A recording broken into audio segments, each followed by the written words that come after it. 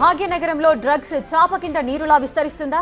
ఈ మహమ్మారి యువతను తన బానిసలుగా మార్చుకుంటుందా అంటే అవుననే సమాధానమే వినిపిస్తోంది. ఇప్పటికే మెడికల్ కాలేజీలో అనేక మంది ఈ డ్రగ్స్ బారిన పడిన విషయం మర్చిపోకముందే మరో యూనివర్సిటీలో గంజాయి కలకలం రేపింది.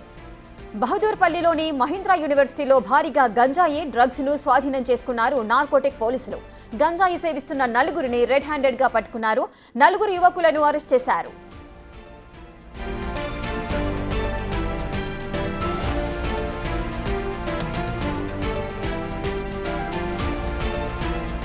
యూనివర్సిటీలో గంజాయి డ్రగ్స్ కు అనేక మంది బానిసలుగా మారుతున్నారన్న సమాచారం అందుకున్న ఈగల్ టీం రంగంలోకి దిగింది. వారి వద్ద నుంచి 1.15 కేజీల గంజాయి, 47 గ్రాముల ఓజీ డ్రగ్స్ స్వాధీనం చేసుకున్నారు. అంతేకాదు 50 మంది విద్యార్థులు డ్రగ్స్ తీసుకున్నట్టుగా గుర్తించింది ఈగల్ టీం.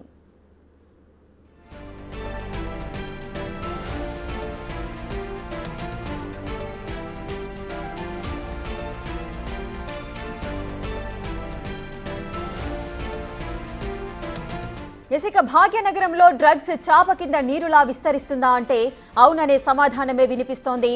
ఇప్పటికే మెడికల్ కాలేజీలో అనేక మంది ఈ డ్రగ్స్ బారిన పడిన విషయం కూడా మనకు తెలుసు. ఇంకా ఆ విషయం మర్చిపోకముందే మరొక యూనివర్సిటీలో ఈ గంజాయి అయితే కలకలం రేపుతోంది. అటు బహదూర్పల్లిలోని మహీంద్రా యూనివర్సిటీలో భారీగా గంజాయి డ్రగ్స్ ను స్వాధీనం చేసుకుంటున్నారు నార్కోటిక్ పోలీసులు. ఇక గంజాయి సేవిస్తున్న నలుగురిని రెడ్ హ్యాండెడ్ గా పట్టుకున్నారు. నలుగురు యువకులను కూడా అరెస్ట్ చేశారు. అలాగే యూనివర్సిటీలో గంజాయి డ్రగ్స్ కు అనేక మంది బానిసలుగా మారుతున్నారు. సో ఈ విషయాన్ని తెలుసుకున్న ఈగల్ టీం రంగంలోకి దిగింది. వారి వద్ద నుంచి 1.15 కేజీల గంజాయిని స్వాధీనం చేసుకున్నారు. అలాగే 47 గ్రాముల ఓజీ డ్రగ్స్ ను స్వాధీనం చేసుకున్నారు.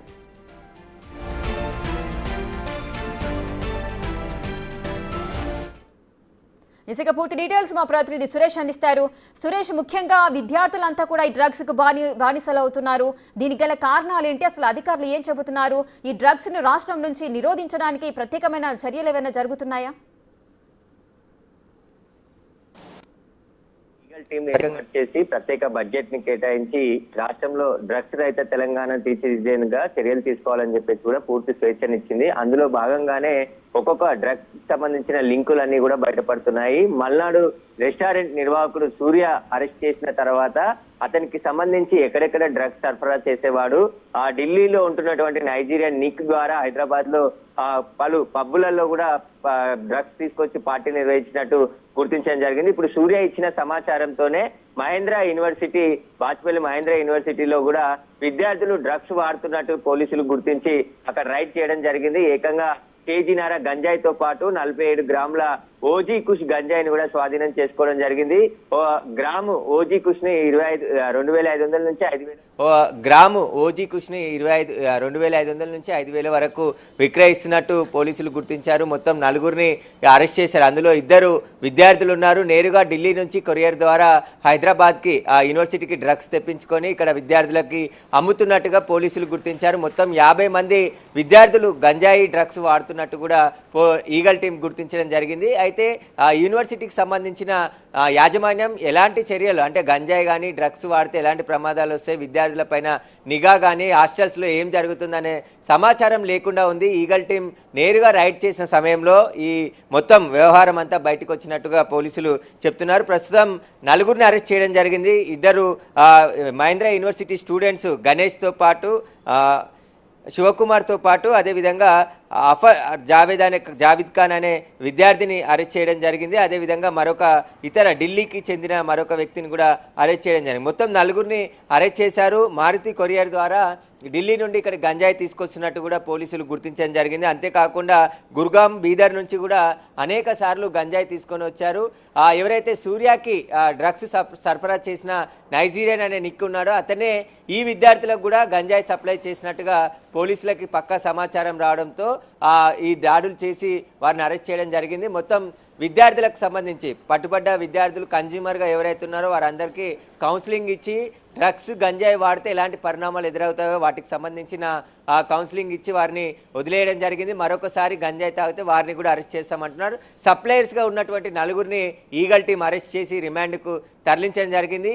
ఈ మహేంద్ర యూనివర్సిటీ కాదు, గతంలో ఉస్మానియా మెడికల్ కాలేజు, మరొక యూనివర్సిటీలో కూడా విద్యార్థులు మెడికోలే డ్రగ్స్ తీసుకుంటూ పట్టుబడడం జరిగింది. దానికి సంబంధించి కూడా అనేక సార్లు కౌన్సిలింగ్ ఇచ్చారు. తల్లిదండ్రులు కూడా పిల్లలు ఏం చేస్తున్నారు, ఎక్కడికి వెళ్తున్నారు, ఏం వాడుతున్నారు, వాటన్నిటికీ సమాచారం తెలుసుకోవాలని చెప్పేసి కూడా ఈగల్ టీం అడ్వైజర్ రిలీజ్ చేయడం జరిగింది. ఇక తల్లిదండ్రులు పిల్లలకి అధిక మొత్తంలో డబ్బులు అడుగుతున్న క్రమంలో ఖచ్చితంగా వారిపై డౌట్ ఎక్స్పెక్ట్ చేస్తూ వారు ఎందుకు ఖర్చు చేస్తున్నారు, వాటికి సంబంధించిన సమాచారం కూడా తెలుసుకోవాలి. ఎందుకంటే 5,000 10,000 ఒకసారి కొనుగోలు చేయాలంటే డబ్బులు ఖచ్చితంగా పేరెంట్స్ నుంచే తీసుకోవాలి. కాబట్టి విద్యార్థులకు అన్ని డబ్బులు ఇస్తున్న సందర్భంలో దేనికి వినియోగిస్తున్నారనే దానికి సంబంధించి కూడా సమాచారం తెలుసుకోవాలని చెప్తున్నారు. ఇక కొరియర్ సంస్థలు కూడా చాలా జాగ్రత్తగా ఉండాలి.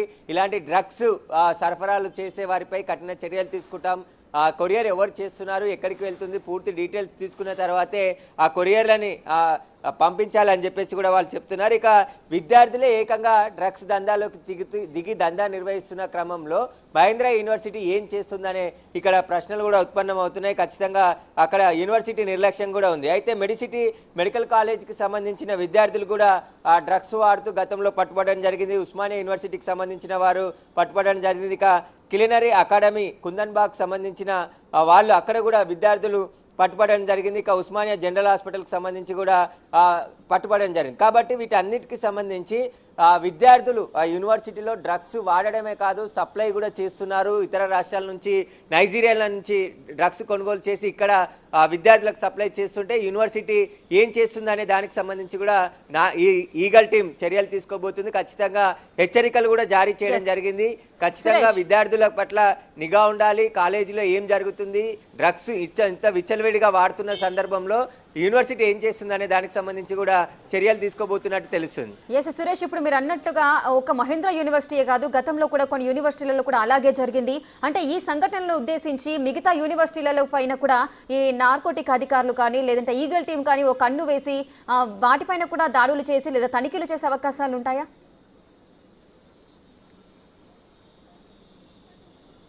ఖచ్చితంగా. ఎందుకంటే ఇప్పటికే ఒకవైపు డ్రగ్స్ని హైదరాబాద్కి రాకుండా చర్యలు తీసుకుంటూనే డ్రగ్స్ వాడకుండా అవగాహన కార్యక్రమాలు అనేకం చేస్తున్నారు. ఎందుకంటే ప్రభుత్వం ప్రత్యేక బడ్జెట్ని ఈగల్ టీంకి కేటాయించింది.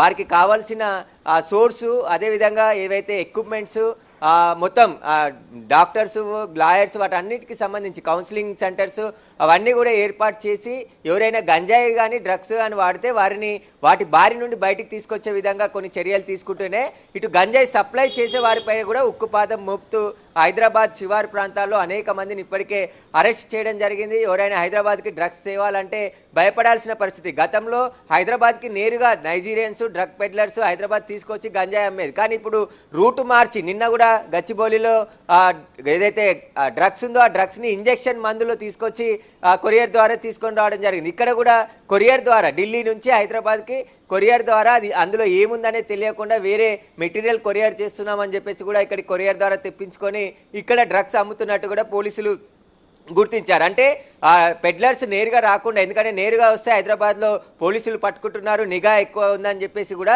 కొరియర్ ద్వారా, ట్రాన్స్పోర్ట్ ద్వారా ఇట్లా వేరే వ్యక్తుల ద్వారా పంపిస్తున్నట్టు కూడా గుర్తించడం జరిగింది. అయితే ఇప్పటికే అనేక ఇంటర్నేషనల్ స్కూల్స్, కాలేజీలు, ఇంజనీరింగ్ కాలేజీలు వీటన్నిటిలో కూడా ప్రతి వారానికి ఒక కాలేజీని ఎంచుకొని అక్కడ డ్రగ్స్ నిర్మూలనకు పోలీసులు తీసుకుంటున్న చర్యలు, ఒకవేళ డ్రగ్స్ వాడితే ఎలాంటి కేసులు నమోదవుతాయి, ఇప్పుడు కొత్తగా వచ్చినటువంటి బిఎన్ఎస్ యాక్ట్ ద్వారా శిక్షలు పడే అవకాశం త్వరగా ఉంది. కాబట్టి ఖచ్చితంగా ఎవరు కూడా విద్యార్థులు డ్రగ్స్ వాడొద్దు.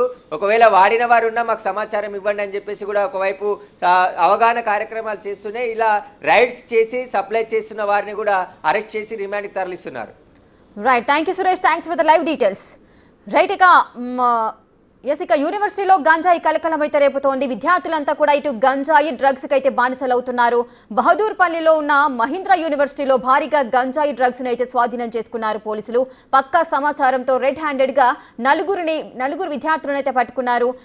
నలుగురితో పాటు మరొక 50 మంది కూడా ఈ డ్రగ్స్ యూజ్ చేసినట్టుగా కూడా అధికారులు అయితే చెబుతున్నారు. మరి దీనిపైన ఎటువంటి కట్టడి చర్యలు తీసుకుంటారు అనేది వేచి చూడాల్సిన పరిస్థితి.